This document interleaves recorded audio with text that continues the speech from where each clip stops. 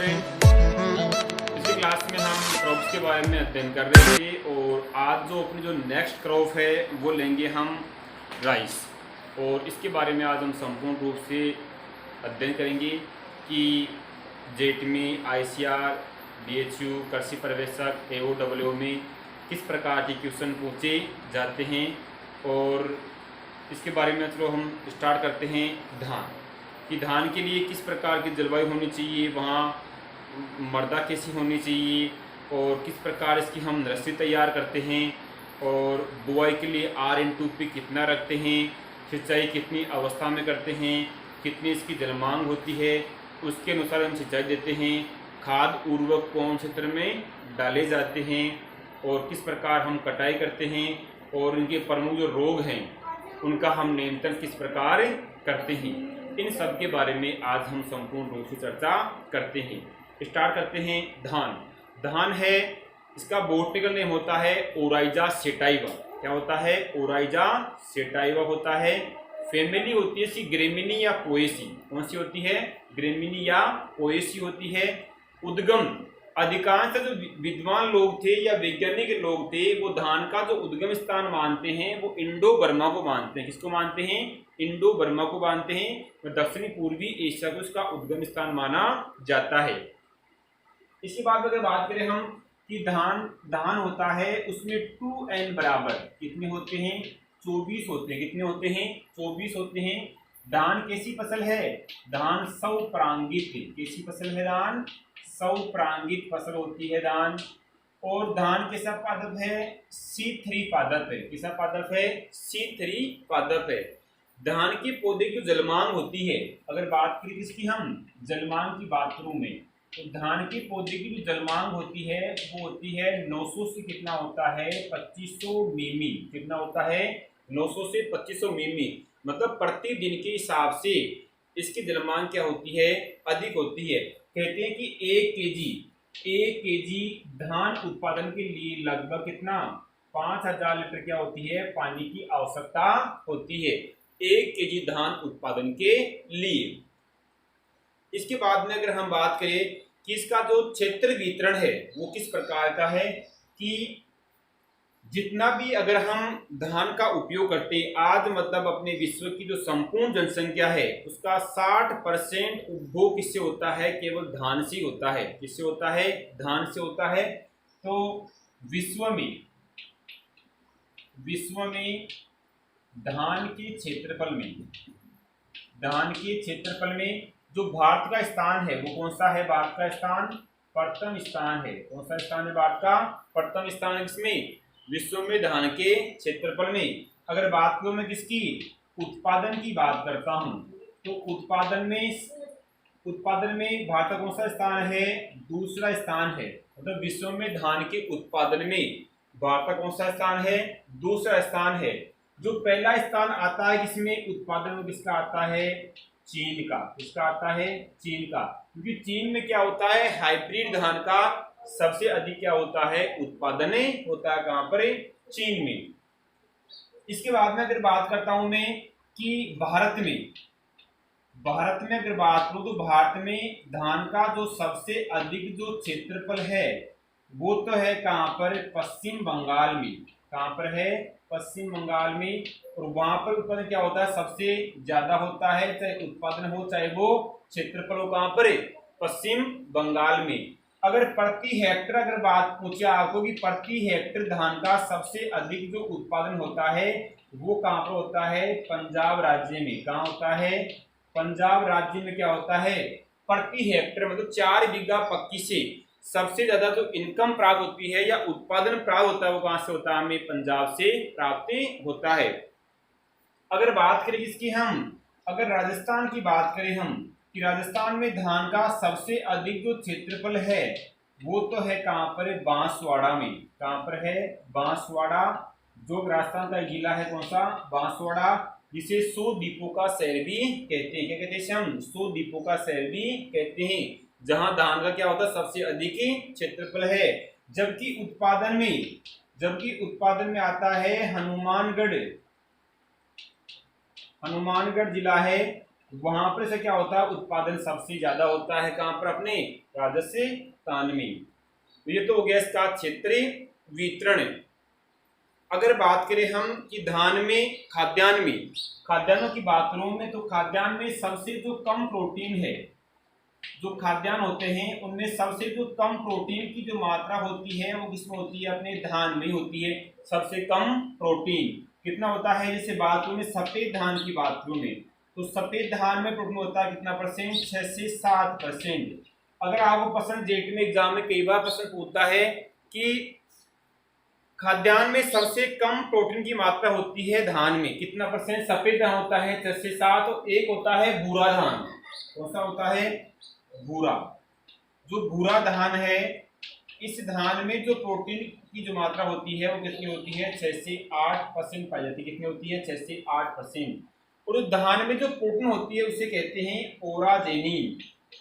ओराजेनिन important है, जो exam में कई बार पूछी गई है कि धान में जो प्रोटीन होती है उसे क्या कहते हैं, ओराजेनिन कहते हैं। क्या कहते हैं, ओराजेनिन। क्या होगा, जब इसमें प्रोटीन पाई जाती है।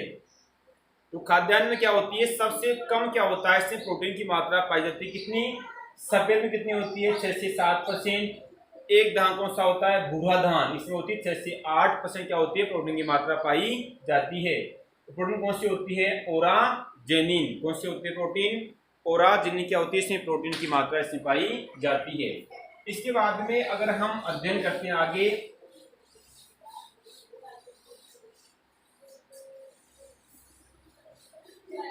धान का पौधा होता है जो नाइट्रोजन को, जो धान का पौधा होता है वो नाइट्रोजन क्या करता है, अमोनिया के रूप में। इंपोर्टेंट है, कई बार एग्जाम में क्वेश्चन पूछा गया है कि धान का पौधा नाइट्रोजन को अमोनिया के रूप में ग्रहण करते हैं। किसमें करता है, अमोनिया के रूप में ग्रहण करता है। और जो बाकी पौधे होते हैं वो इसे नाइट्रोजन के रूप में ग्रहण करते हैं। लेकिन धान किसी फसल है जो नाइट्रोजन करती है, अमोनिया के रूप में ग्रहण करती है। धान का जो खेत होता है, धान का जो खेत होता है, धान के खेत से कौन सी गैस निकलती है, मीथेन। इंपोर्टेंट है, मीथेन गैस निकलती है। कौन सी गैस निकलती है, मीथेन गैस से निकलती है। अब धान में जो हम उर्वरक डालते हैं, धान में क्या डालते हैं, उर्वरक डालते हैं, वो उर्वरक हमें किस क्षेत्र में डालने चाहिए।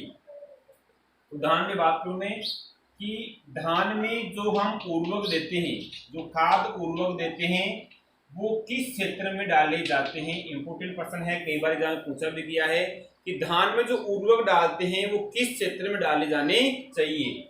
वो चित्र है अपचयित, अपचयिती क्षेत्र। कौन सा होता है, अपचयिती क्षेत्र। इससे क्या होता है, विनाइट्रीकरण में क्या होती है, सबसे हानि होती है। किसको होती है, विनाइट्रीकरण में क्या होता है, नुकसान होता है। विनाइट्रीकरण, विनाइट्रीकरण में क्या होती है, हानि होती है। तो इस विनाइट्रीकरण के नुकसान को रोकने के लिए क्या करते हैं, हम धान में जो उर्वरक डालते हैं अपचयित क्षेत्र में डाले जाते हैं। हम डालते हैं अपचयित क्षेत्र में डाले जाते हैं, कौन से, उर्वरक। ठीक है ना।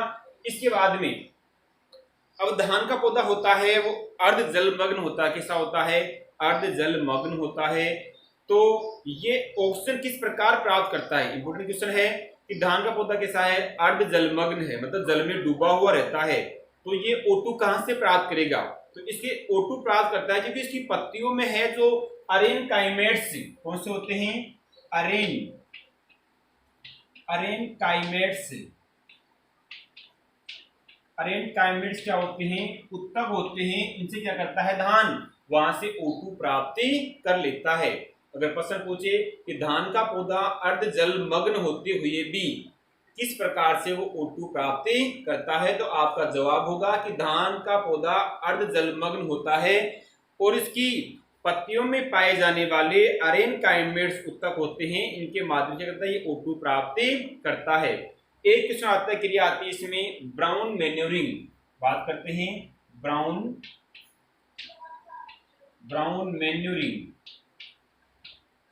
किस प्रकार करते हैं धान में ब्राउन मैन्योरिंग, और इसका अर्थ क्या होता है, जो अभी कृषि पर्यवेक्षक 2019 में पूछी गई थी। ब्राउन मैन्योरिंग होता है, सीधी सी बात है कि जहां किसी भी खेत में अगर हम धान उगा रहे हैं, वहां पर अगर हम धान की बुआई करते हैं तो उस धान की बुआई करने से पहले वहां ढेंचा उगाते हैं। क्या उगाते हैं? वहां पर हम ढेंचा उगाते हैं। उस खेत में ढेंचा उगा देंगे। ढेंचा की फसल उगाते हैं और ढेंचा की फसल जब बड़ी हो जाएगी, 25 से 30 दिन की हो जाएगी। कितनी हो जाएगी? 25 से 30 दिन के बाद में हम क्या करेंगे? इस फसल को उसी खेत में क्या कर देंगे? इसमें दबा देंगे। दबा देंगे उससे क्या होती है? इसकी हरी खाद बना लेते हैं। उसे कहते हैं ब्राउन मैन्यूरिंग। क्या कहते हैं? उसे हम ब्राउन मैन्यूरिंग कहते हैं। मतलब जो धान का जो खेत है उसमें हम पहले ढेंचा उगाते हैं और ढेंचा उगाने के बाद में क्या करेंगे? जब वो बड़ा हो जाएगा या 25 से 30 दिन का हो जाएगा तो उसके बाद में उसको उसी खेत में दबा देते हैं। क्रिया कौन सी कहलाएगी? वो ब्राउन मैन्यूरिंग क्रिया कहलाती है। कौन सी कहलाती है? ब्राउन मैन्यूरिंग क्रिया कहलाती है। अगर बात करूं मैं कि जो धान का जो बीजों का जो परीक्षण भार है, परीक्षण भार की बात करता हूं मैं, तो परीक्षण भार होता है दाना कितना होता है? 25 ग्राम। इंपोर्टेंट है, 25 ग्राम क्या होता है? इसका परीक्षण भार होता है। धान का कितना होता है? 25 ग्राम होता है।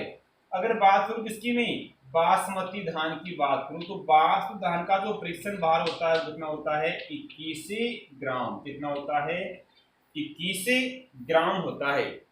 तो ये तो हो गया अपने धान के बारे में सामान्य वितरण, जो जेट आईसीआर बीच में अधिकांश से प्रश्न पूछे जाते हैं। इसके बाद में हम पढ़ेंगे कि धान का वर्गीकरण किस प्रकार करते हैं, उसके लिए मृदा कौन कौन से होनी चाहिए, जलवायु कैसी होगी, उन्नत किस्में कौन कौन सी होते हैं, इसके लिए नर्सरी हम कैसे तैयार करते हैं। जो हम नर्सरी तैयार करते हैं उसका क्षेत्रफल हम कितना काम में लेते हैं, जैसे डेपोक विधि है, सूती क्यारी विधि है या श्री पद्धति वगैरह है। तो इनसे हम नर्सरी किस प्रकार तैयार करते हैं और कितनी मात्रा में हम बीज काम में लेते हैं और कितने दिन में क्या होती है? नर्सरी तैयार होती है। इन सब के बारे में हम संपूर्ण रूप से चर्चा करेंगे नेक्स्ट क्लास में।